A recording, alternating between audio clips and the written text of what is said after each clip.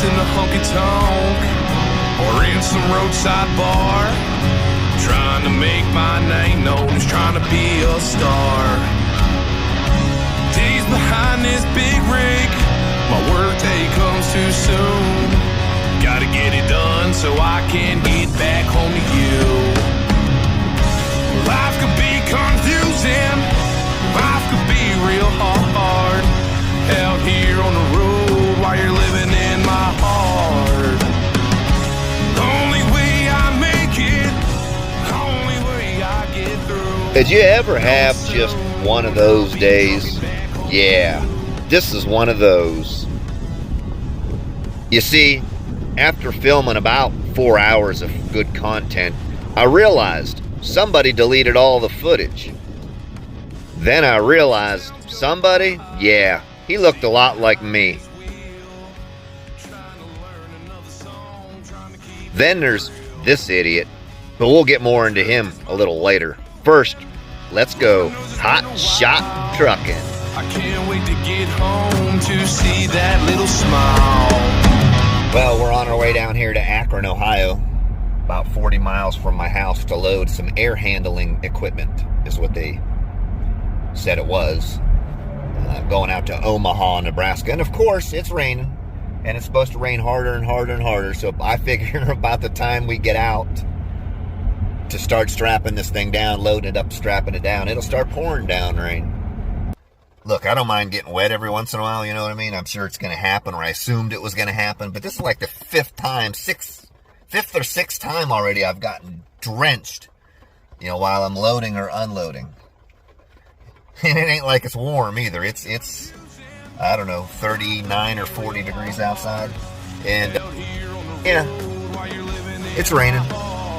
Got the 360 camera running. Headed to Omaha, Nebraska. Soon I'll be trucking back home to you.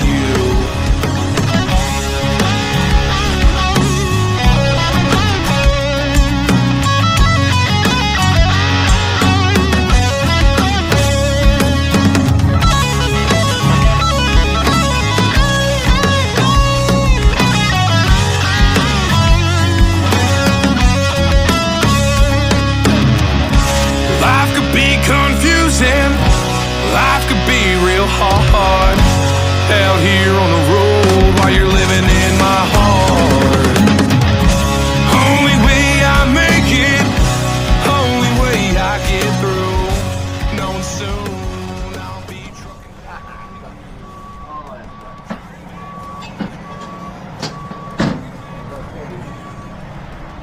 Now that I'm done, they quit raining. I don't hold one out.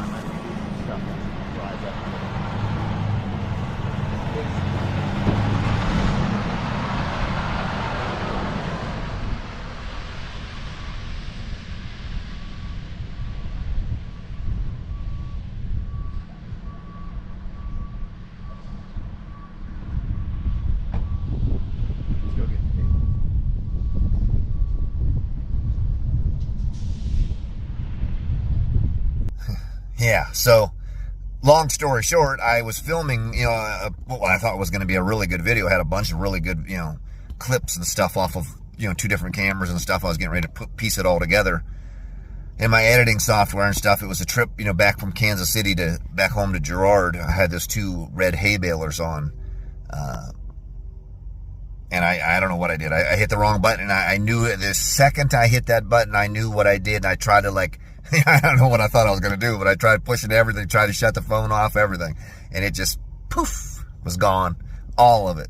I mean, there was probably 3.5, 4 hours worth of content I was going to edit down. I had already started, actually. I had half the video done. I just needed to, you know, go through all the other clips and stuff like that and you know, decide what I wanted to, you know, put into the video and what I didn't want and, you know, how I wanted to, you know, all that kind of stuff. But, yeah, right off the GoPro. I pushed the wrong button and everything was just gone. And then, of course, there's the idiot, right, that was riding my butt probably 3, maybe 3.5 feet off my bumper at whatever it was, you know, 60 mile an hour. Well, I mean, which is nothing new. I mean, it's nothing new at all. It happens 4, 5, 6, 7, 8, 20 times a day. That's just the kind of people you have out here in society anymore. But he rode my butt, right? I didn't really do a whole lot. Normally, I'll start slowing down. I'll go down like 2 mile an hour, 2 mile an hour, 2 mile an hour. I'll go 30 mile an hour on the highway. You're going to ride my butt? You will ride my butt at 30 mile an hour. And then we get into where there's a passing lane. I figure, well, here he goes. He'll give me the middle finger or something because I'm only doing like whatever it was. I think I was doing the speed limit actually, or 1 mile an hour over the speed limit, or 1 mile an hour under. I forget what it was. I don't know if it was a 60 mile an hour or a 65. So I was either going like 2 mile an hour over or 2 or 3 mile an hour under, whatever the case may be. But there's no excuse for it anyway. I think anytime an officer sees a guy doing that, that should be the last time he ever drives a commercial vehicle in his life. It's just my personal opinion. I'm probably the only one that has that opinion. They probably think, well, you should just get out of his way. He's got places to go. But, whatever, each to his own. We get in a place where he could pass me, right?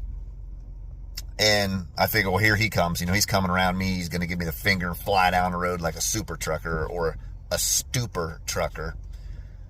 No. He stays in the right-hand lane and just stays behind me. So anyway, long story short, I start slowing down. If I'm not going fast enough for you now, let me see how much not faster I can go for you. You know what I mean? I got down to, I think it was about 37 or 38 mile an hour in, that zone right there before he finally did come flying around. He never looked at me or anything. Down the road he went. More than likely, in that scenario, he really had no idea he was riding my butt. He's probably on his phone is what he's doing.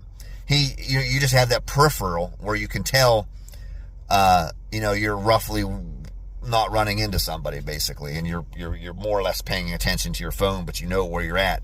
And that's how you allow yourself to get all the way down to 37 mile an hour before you realize, whoa, shit, right, I'm only doing 37 mile an hour on a freeway. And then he looks up and on off around he goes to the next guy's bumper, and he'll ride that guy's bumper for 25 or 30 miles. It's one of those things I really can't stand. I think I got bad thoughts coming through my brain. My brain might be about that big, but I got thoughts that are bad. You don't want to ride my butt. Trust me. Yeah, remember when I was mad I was getting rained on while I was strapping everything down? Yeah, just remember, you always got to remember, it could always be worse.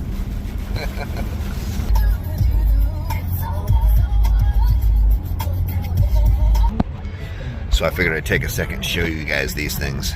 I don't really do a lot of product type reviews or, promoting or whatever, but these are the WeatherTech vinyl floor guards or whatever they are, you know what I mean? They go over top of your carpet, and they are some kind of awesome. I tell you that. I mean, they are so perfectly fit and formed, and they're actually cupped. So if you got like a bunch of snow or stuff in here, it'll actually stay in here. You know what I mean? You can either wipe it up or pull it out of here and empty it. But yeah, that's some kind of really cool. And Rutherford in the background trying to photobomb my video. But yeah, I would definitely highly recommend them. WeatherTech floor guards or liners or whatever they're called.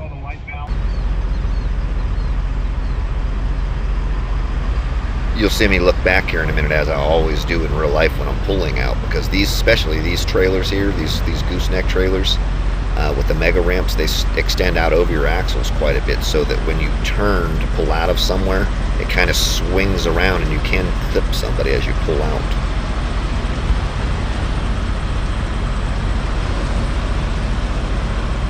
Today, however, did take me longer to get aggravated than most days. What are we at, about 19 or 30 seconds into this video? Here comes this Hotshotter pulling in, right? You can see me trying to pull out. So he's doing like a half a mile an hour, literally, just doing a half a mile an hour, blocking me from pulling out as he decides, okay, maybe I'll move up enough, maybe I won't. Yeah, check again real quick while I'm getting aggravated at this Hotshotter, make sure I don't clip anybody. And back to the moron. Let's go as slow as we can to keep him, and then stop like 45, 50 feet short of, where we should, to keep him from, coming out of there. I swear to God he did it on purpose. Ah, man. 30 seconds into my day and I'm already mad. Anyway, it's a new day. It's the next day. Maybe it'll be a good day.